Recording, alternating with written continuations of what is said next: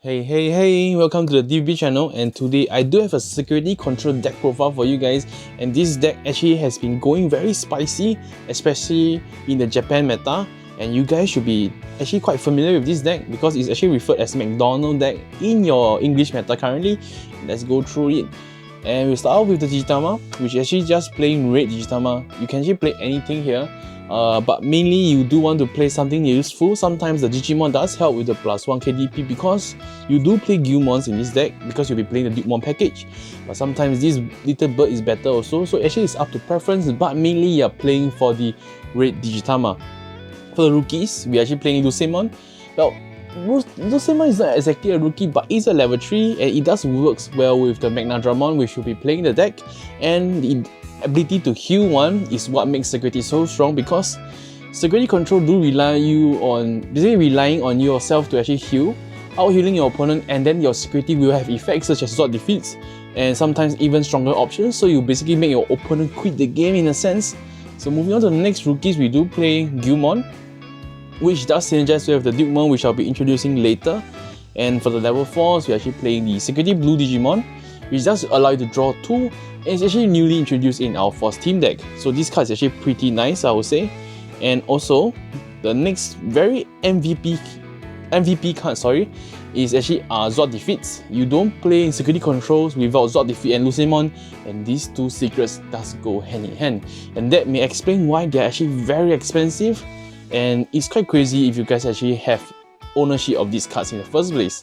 Now next we do play the Digimons, which does synergize well with the Digimons, and this card mainly is to push for games because security control decks do push games to be very late, and having 10 or 20 drop zones is very possible, and this might steal some games against your opponent.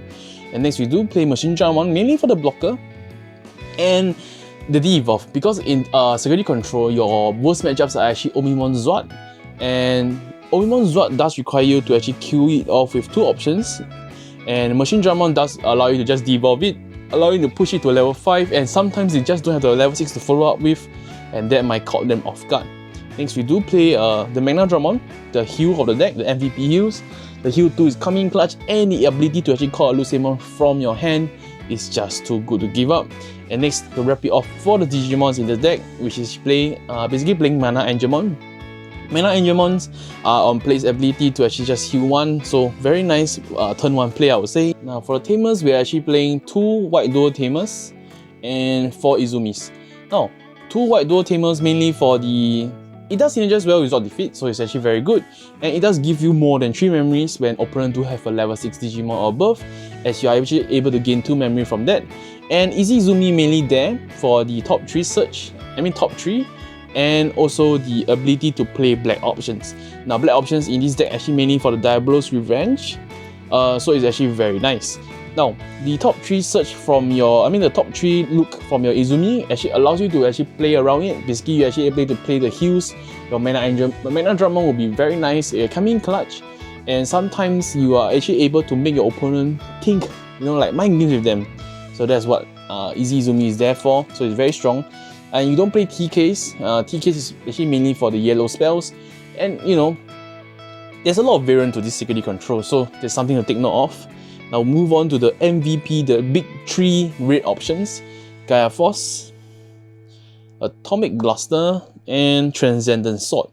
Now these 3 big red options are what make red options very strong, and that's why you play red Digitamas, because they do bomb your opponent board and basically make them quit the game in a sense, because whatever you throw at them, or basically whatever they throw at you, they are going to hit a very strong wall.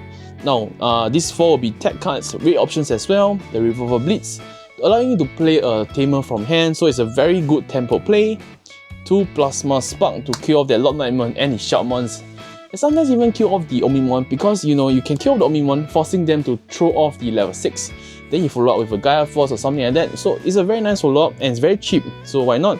And to round it off, we do play the 3 black option that plays basically why you play Easy Izumi, to de-evolve and sometimes counter that Rookie Rush potential. Thank you for watching till the end, and do consider subscribing, dropping a like and a comment if you guys do enjoy the content.